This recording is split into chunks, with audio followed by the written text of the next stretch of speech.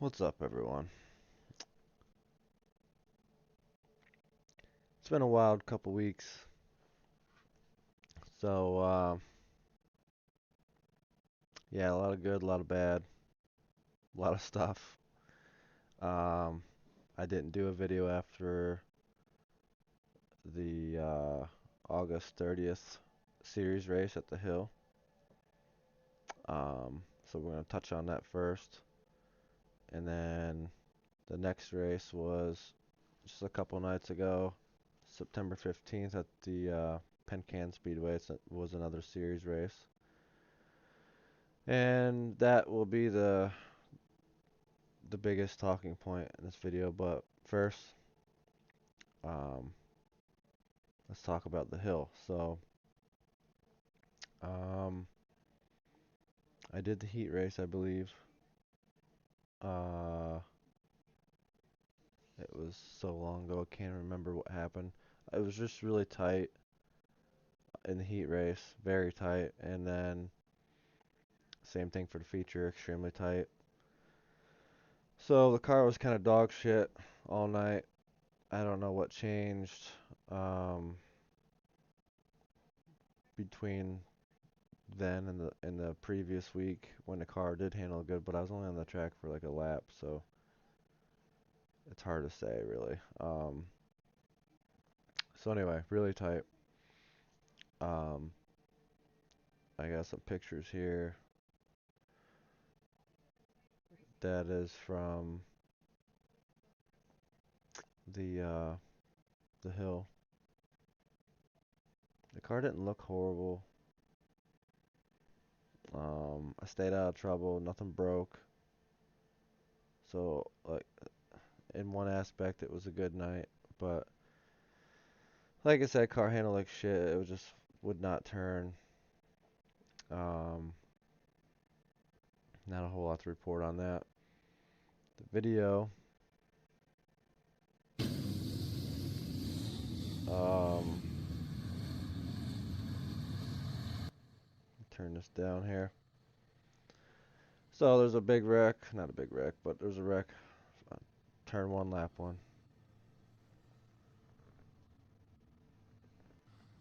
We're probably not gonna watch this whole thing because there really isn't much to watch, but we'll just see how tight the car is.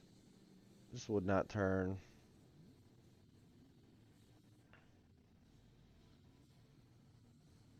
I found that if I didn't drive in hard, it didn't plow tight, and it was okay. But when I drove in hard like I wanted to, like I know I can here, um, it would just plow tight. So there's a bunch of yellow flags. There's Dayton, my buddy Connor's son. Skip it ahead a little bit.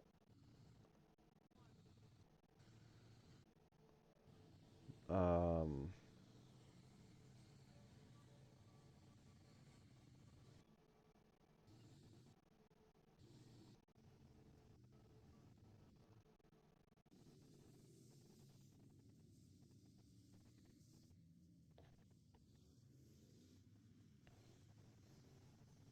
yeah, sometimes it was okay. Like I said, if I didn't throw it in hard, it was fine. But still just lacked traction all around, kind of.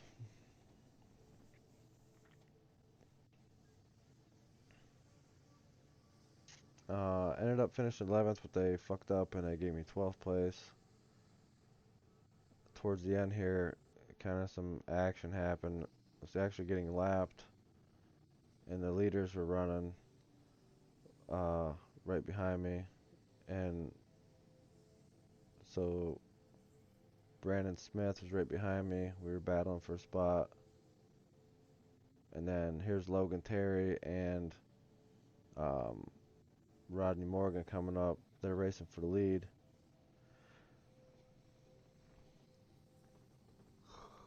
The laps are winding down. I kept looking for the move over flag because I figured they had to been getting close. And my very last lap somehow ended up being the last lap, and that was when the leaders were trying to pass me.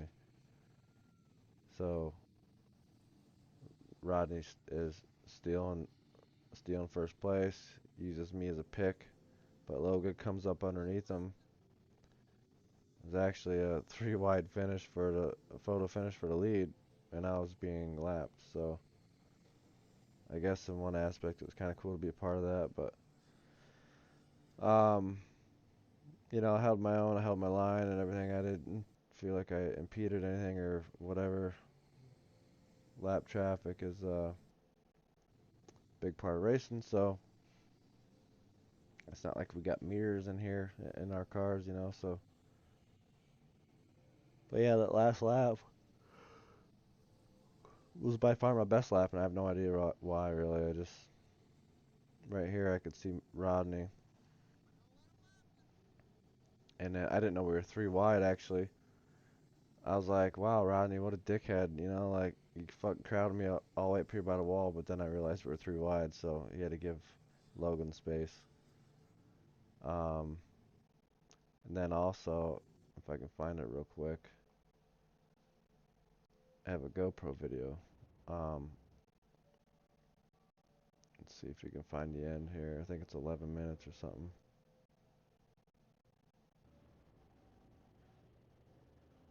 Turn this up a little bit. This is when this is the last lap, coming to the last lap when I get lapped. Or I guess it's coming to the checkered.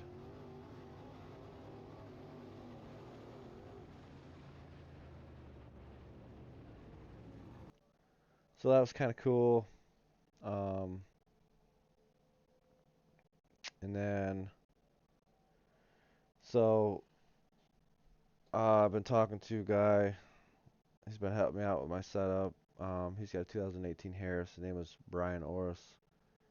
Um, he's been telling me a lot of stuff to do. So I was originally going to go do like a 500 and 550 pound spring because at the hill I had a 650 and a 550. Um, so I started talking to this other guy, and he told me to go all the way down to a 400 right front and a 450 left front. So significant change. I also went from a 150 left rear spring to a 100, and then I went from a 225 down to a 200 on the right rear. Plus, I bought a new left rear shock. Um, so the car went through a lot of changes between the hill and Pencan. So I put a lot of time and effort and work in this stuff, and it's really confusing because there's guys that'll tell you that you have to do this and have to do that, and then other guys that'll say disregard that, disregard that. We don't do that no more. This is new school stuff. This is old school stuff. So it's been a shit show mentally to try to figure out, like, because I spent hours and hours and hours and hours and hours watching Jay Neal from BSB, and I love that guy, and everything he says makes sense to me, and everything that I've ever known makes sense. What he says makes sense. And then now people with Harris's and shit are just, they're doing things different. Um, so I don't have any scales. I don't have a load stick. I don't have a spring smasher. So I'm already at a huge disadvantage. Never had to carn scales ever. So, uh, excuse me. It's 6:30 in the morning, so a little tired. Um, but yeah, it's just confusing mentally trying to figure out how to set up a car. Like there's more than one ways to go fast. There's more than one ways of achieving the same exact thing. Um, but it's just your methods or your process and how to do it. So anyway, I was talking to Brian Orris, and he sent me the front springs and also shorter right front ball joint, upper ball joint stud. So I put them in, and then I made the rear springs changes, and then Saturday morning I loaded up and went racing. So I couldn't get oh, sorry, Jesus. I couldn't get a lot of things right at first. Like the right rear spring load was the thing that like I kept scratching my head with. Um, no matter what I did, it seemed like I couldn't get enough um, right rear spring load. But eventually, with moving the front ride heights around and I added some weight to the right rear as well, um, it kind of all came together finally at the end. So heading into Pencan, I wasn't really sure what the hell was gonna happen. I didn't know if the car was gonna be junk. I kind of thought my front springs were gonna be too soft, and I was just gonna be bobbing out on the track the entire time. So I brought my heavier 550, 555, or 500 and 550 pound springs with me just in case. If I did bottom out, I could change them out at least. Um, so we went to the track and then unloaded the car. And right from the beginning, it was kind of not good because I don't like snakes, and the guy next to me were like, "Yo, there's a snake." And I'm like, "What?" Apparently, there's a snake under his enclosed trailer, and they claimed it was like 4 or 5 foot long. So I was kind of freaking out about that. Uh, I don't like snakes at all. Um, they kept looking for it. I kept looking for it. It just disappeared. They thought it went up under the, like around the axles or something on his trailer. Um, but never could find it at first. Kept looking, and finally somebody found it. It was at the front of his truck, and then a couple guys chased it out with a like a big 2x4. Tried smashing it, but that fucking snake was so fast. It was so fast. It was crazy. But I went into the woods, so I kind of felt a little bit better about that. Uh, and then when we first got to the track, Camber, uh, she drew my chip, um, and she picked number two. So that would have put me in front row in my heat, but I didn't want to fuck anybody else's day up if my car just did not handle right. So I started in the back of the in the heat race, and I wish I didn't. Um, really wish I didn't. Uh, so I didn't do hot laps. Never do hot laps. And then so the heat race was the first laps for this new setup. Car was dog shit the last race. Made all these changes. Car was good.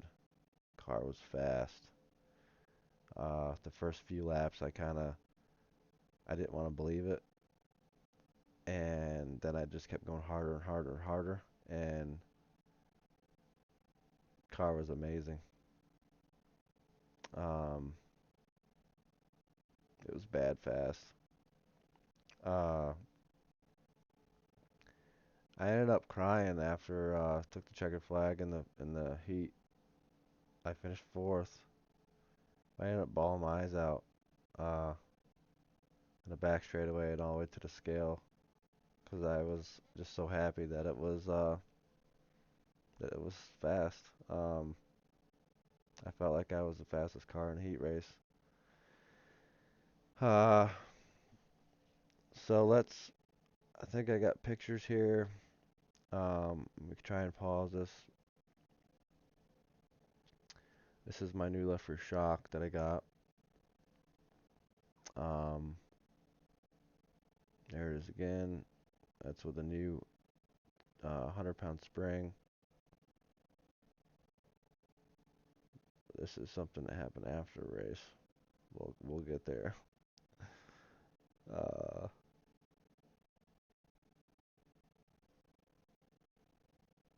we'll go through these pictures after. Actually, it'd make more sense because I've already kind of spoiled it. Um, so the heat race. Let's watch it and watch this race real quick. So started last. I think there were seven of us. There was 21 cars, I think, total. Um, Not 100% sure, but here's the heat race. I came on the track. I made sure there was distance between myself and everybody else because I wanted to get on it in 3-4 or 1 and 2 to try to like get some kind of indication how the car was going to handle before we went green. So I laid back so that way I could get, you know, test it out in 1 and 2.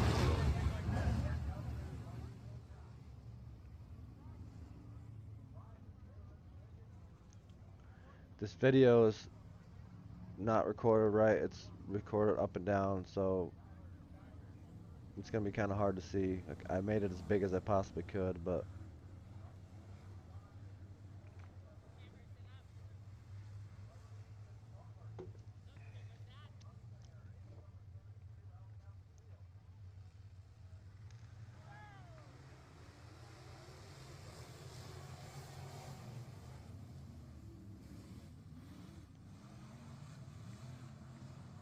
I was trying to stick it 3 wide there, but the hole closed up, so I backed out of it. But that was when I was like, wow, this thing's got some fucking traction.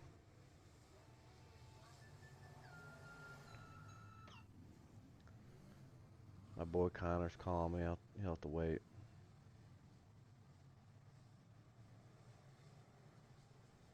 So I made the pass,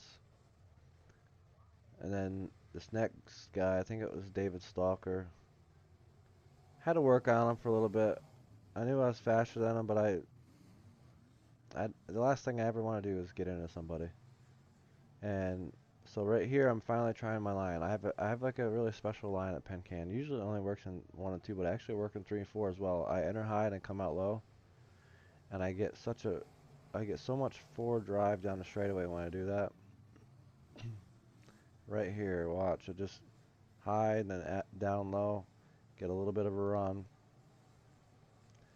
and I know I can go in harder and faster and be more aggressive, but at this point I'm still questioning it, right? Like, is what I'm feeling real? Is this really this fast?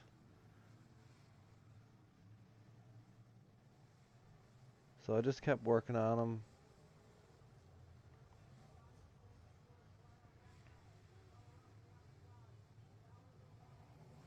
Now I gotta run on the inside.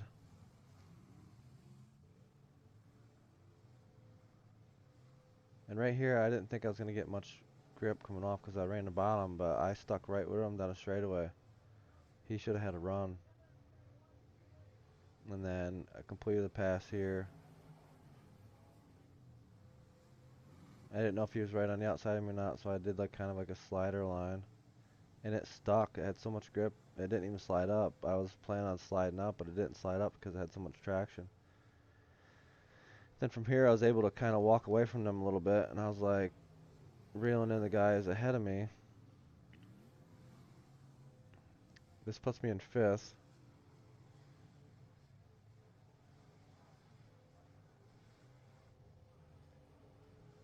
And then soon there's a yellow flag right here.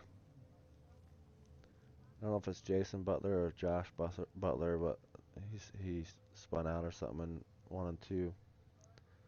So green flag's back out. I'm 5th place. I know I'm fucking faster than these guys, right? So I'm gonna try to do my line here. Get a nice little run on him. And then right here, I was like, all right, he's going low. I'm going high. I was gonna cut underneath him, but I had such a run up top. I just stayed up top. I passed him on the outside, coming to the checkered flag, and then another lap. I probably would have had 3rd. It was crazy. Um, and then the feature. Let's pull this one up. Right here. See if I can make this a little bit bigger, maybe. Yeah, that's probably fine, actually. All right, so this is the feature.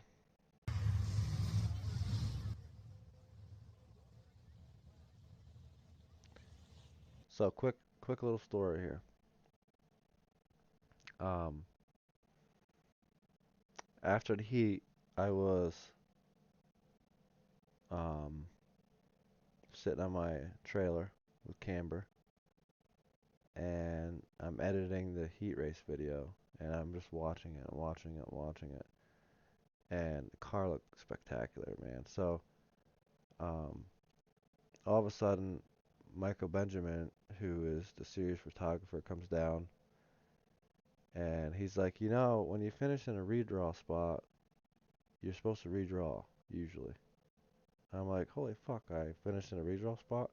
So I didn't have my radio, the channel that I had on my radio, my that we have to use to listen to the officials and stuff. I wasn't on the right channel. I didn't know had a different channel than the hill. So I didn't hear nothing the entire race. Usually they tell you this stuff, like, top four, redraw, go to scale, whatever. I went to scale anyway because like I said, never had this car on scales before. I wanted to at least make sure it was legal, right? So, but the problem with Pencan is they don't give you a number. They set it to whatever the weight's supposed to be, and if you tip the scale, you're good. That means you're heavy, so that means you're legal. So I went into the scale. No matter where I finished, I had planned on going on the scale, just in case, like I finished top five or something in a feature to where they scaled me. I wanted to make sure that I was going to be legal. Um, because this track, it seems like every time I go there, there's a lot of wrecks and like cars were taken out. So if even in a, you know, if I had a bad night and the car just didn't handle well in the feature, if I just finished, I knew that I could get a decent finish out of it. And if I got such a good finish out of it that they had to scale me and tech me after the race, I wanted to make sure that I was legal because I absolutely needed to come home with money. So if I wasn't sure, I literally probably would have backed off and finished sixth instead of fifth or whatever, however many cars they teched at the end of the race, just to get so I didn't get DNF or something or DNQ or DQ. Sorry. Um, if you get DQ'd, you don't get money. So, and I have to come home with money. So anyway, Michael, he talks about the redraw thing, and I was like, holy shit, you know, I didn't know, like, I finished in a redraw spot, which, because that doesn't ever happen often with me. Um, Usually I don't place well in the heats or whatever, so I never have to worry about that. But, so what they do is the drivers that don't show up for the redraw, they just give you whatever the final chip is. Um, and it ended up being the number two chip, which was the same chip that Camber drew for me earlier. So that was cool. But anyway, that meant that I start outside fucking pole. Okay? My car is bad fast in the heat race, and I just find out that I'm starting second. That was huge, right? Like now I'm like, holy fuck, this is my moment. Like, no excuses, right? Car's fast, starting second. Like, good things can happen. So, um, let's watch it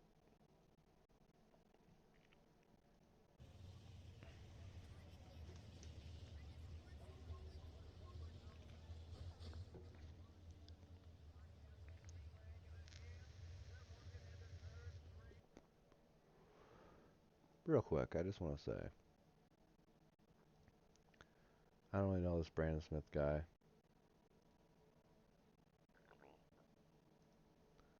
but like, oop, let's see here. I was, staying right with him, coming coming down the straightaway. Right, my speed doesn't change. I know that. People play games a lot. I don't know, but my speed does not change. He slows up here. Now I gotta slow up, and people behind him gotta slow up. I don't understand the games. Like, I don't. I don't get it. Anyway, he had a good restart. I didn't really have a good restart.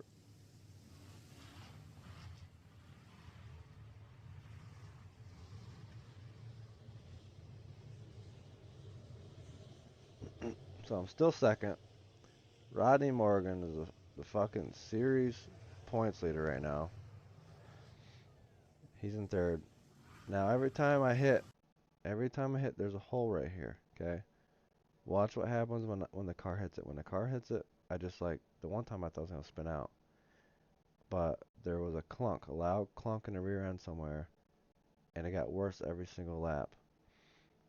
As soon as I hit that hole, it just like snapped sideways. But even when that happened, it still didn't really slow. It slowed me down in that moment, but I was able to power off the corner and still have a huge run down the straightaway off the corner exit.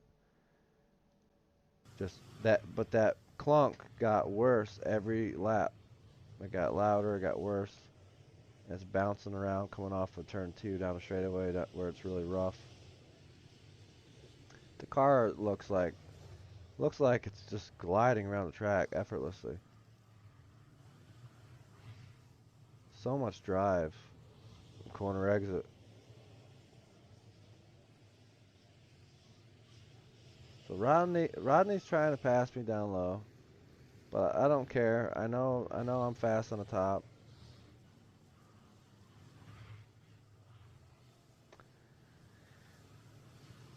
And that's where my night ended.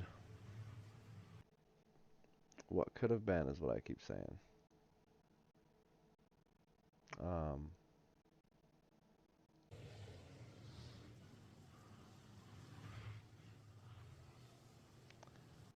so what happened was, I'll bring up these pictures again.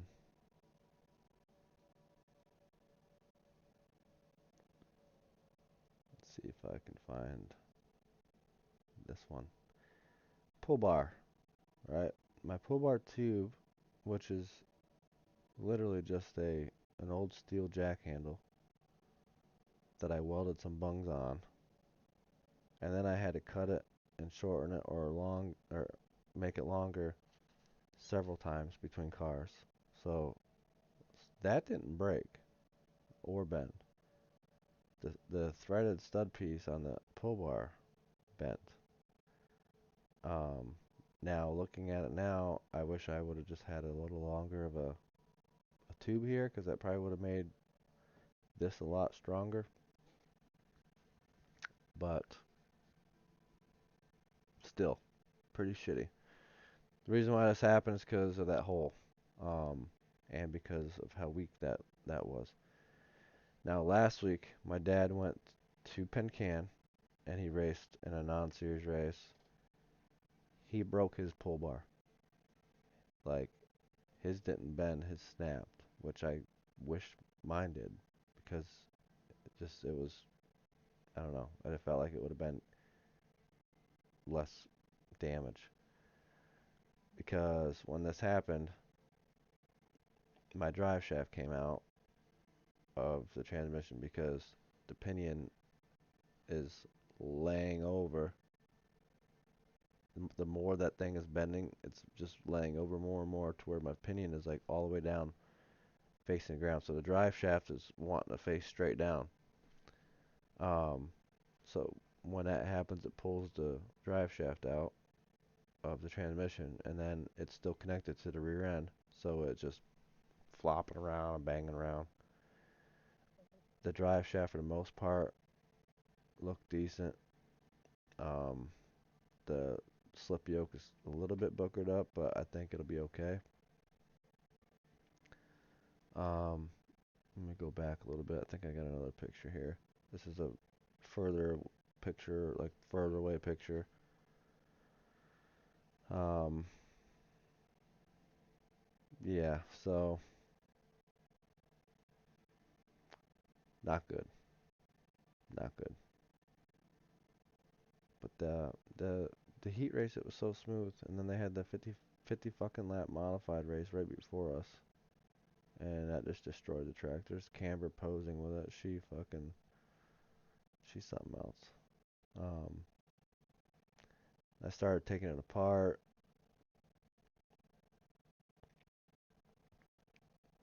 here, this piece is the part that bent, and that goes through here. There's a big nut on this side. It came out easy. I just need to replace that piece. But I do have another pull bar. I'm probably gonna end up using this one if I race again this year. Um, but I really do like that biscuit pull bar. And I had a ton of drive, so I don't want to fuck that up and change the pull bar up, you know. But another thing too, Harris and everybody keeps telling me that I needed a 33-inch drive shaft for my car. And then when I was setting this thing up months ago, there's no way. It was too long. Every time I try to get any kind of droop, uh, the drive shaft would bottom out in the transmission. It's not good. So I put my 32-inch drive shaft in. Come to find out, we're supposed to have like a 30.5-inch drive shaft in these fucking things. So with my Burt transmission. So I'm gonna swap drive shafts. Probably swap pull bars unless I can find that a new studded threaded piece for that pull bar that bent for cheap and quickly. There it is. So this is the piece that bent, and then it goes inside the pull bar, and there's a nut on the other end. There's my new shock. Just pictures on the way to the track and stuff.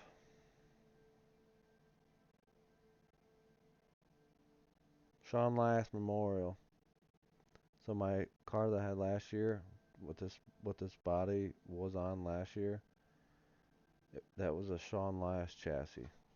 Um, so anyway, I brought this piece, which was on the nose piece of my last car, on the last car, and I brought that with me, and I used my fuel stick, zip tied it to it, and it kind of like made a little flag, you know. Just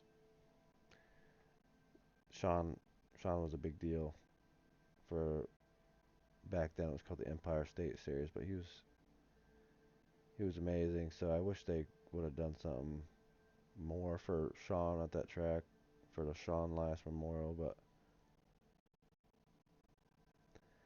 yeah. So um, we got 3 more races coming up. 2 of them are going to be this upcoming weekend. So uh, we're supposed to race somewhere else, but now we're racing at a different track.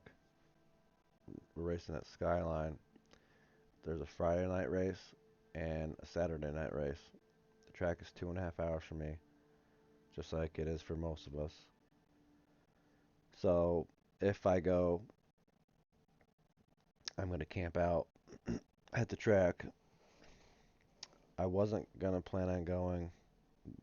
Penn was going to be my last race. And I told myself going in there that, like, if I broke, I didn't care. It was going to be my last race. The only thing that I wanted was for the car to be fast and not be dog shit. And I was going to be satisfied. But everything that played out at the end of this race, there was a 6-car wreck right after I broke, and so much other shit happened. All the faster guys broke or were in a wreck or something. There was nobody left. There was 12 cars left, and if I just didn't break, I know I would have won that fucking race. Um, Skyline, it reminds me a lot of Penn. So now I'm gonna try like hell to go to Skyline, but I'm not gonna be able to do it unless I get some sponsor money or something. Um, I got my daughter's birthday parties coming up. Daytona's is October 1st and Camber's is October 8th, so I still gotta buy gifts for them. I gotta throw them a fucking kick-ass party. Bills, which which I'm way fucking behind on because of this shit. Um, so I'm gonna try like how if I knew, if I could see the future and I knew that I was gonna be able to start both races, I would probably go because I would actually make money, even if I finished shitty. If I just take both green flags both nights, and I got the 125 or $150 of starter money to start the race, I'd be okay. I'd probably spend $125 in fuel to get there. I think pit passes for the weekend pass is like $50. So there's 175. Racing fuel, I would probably need at least 5 gallons of that. So there's another $75. I had to find someone to watch camber, which is always a task. Um, and then sleeping at the track with a toddler, like I need to. There's a lot of things that I need to go right here, uh, but I'm gonna try because the car's fucking good now. Um,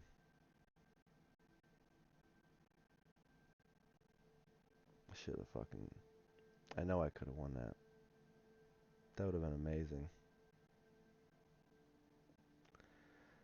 So Skyline this weekend, 2 nights, and then the next weekend's Woodhall, and unless I win or something at Skyline, I don't think I'm gonna go to. I can't keep financially fucking myself more and more and more.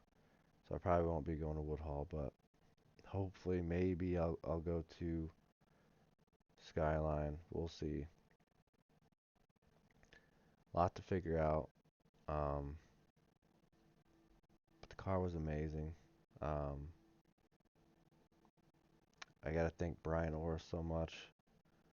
There's a lot of people that have helped me out lately. Um, whether it was just setup advice or, like I said, Brian sent me 2 front springs and a ball joint for free. He didn't he didn't even make me pay shipping. He just helped me out. And all of his, he was taking measurements off of his car, and I was trying to replicate them in my car with no load stick and no spring smasher, no scales. It was not easy, but it worked. So he's been helped me a ton. My dad, um, he went with Rich to Woodhall so Rich could run his late model. Um, Instead of coming here with the IMCA, they went to Woodhull, the late model. But they started an hour early uh, up at Woodhull, and we ran second to last at Pencan. Plus, we had that long 50 lap modified race. So my dad, as soon as the feature ended at Woodhull with Rich, he hauled ass all the way from Woodhull, New York, to Susquehanna, PA to get to Pencan, and he got there in time, and he was able to watch my feature, the 3 laps that I did um, before we went out for the feature. We took 2 rounds out of the right rear. Here's another thing. I have I have yet to swap tires. I've been running the same tires on this car all year. I haven't grinded a single tire. I just that pull bar tube, it's an old jack handle cut cut up so many times, and it's just spectacular that the car was able to be that good. Um, yeah, it was a great night. But gonna end this. We're at coming up on 40 minute video here so far. So I'm gonna end this video, and hopefully there's another one. And if there is, that means that I went racing again this year. So fingers crossed, we can get some sponsor money or something to help out, and we can make it to Skyline, and hopefully not break, and we start both races and we do well. So, um, thanks for watching, everybody. I like doing this kind of stuff. I hope you guys enjoy it. Um, yeah, we'll see you maybe next week.